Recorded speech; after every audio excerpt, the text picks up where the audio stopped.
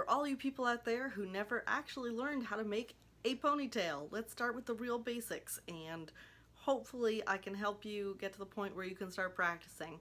Whether you're young or trans and just figuring out longer hair, let's see what we can do.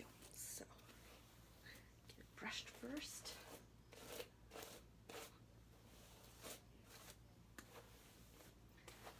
Okay, so got my hair elastic and my hairbrush. I'm going to kind of hang on to my hair elastic a little bit further down on my fingers so it's ready when I am. And take my hand in this shape and kind of bring my hair into this crux here and smooth it with the brush into this space. So now I have grabbed it. It's all been brushed into this V shape in my hand. I'm holding it around. Now I pull out the elastic. I'm going to get it up on my fingertips so I can stretch it. And I'm going to switch over to holding with my hand that has the elastic. So now the hair is still held, and this hand is free to pull the elastic over the top. At this point, I will slide this hand down and keep some tension on the ponytail holder to keep it up at the top here. I'm going to grab again with my free hand, put the ponytail holder in my fingers and turn it.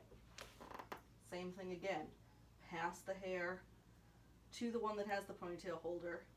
Use this hand to pull it over the top and pull. You may or may not have enough to do it one more time.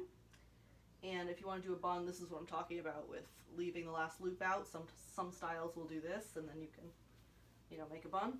But,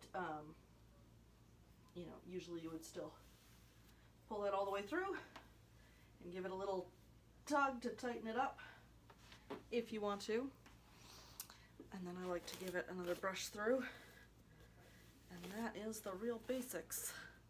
I'm doing a ponytail. I apologize. My son had a bloody nose and I forgot. I have not changed my shirt. Hashtag mom life. So there you go. Ponytail. It's going to take some practice.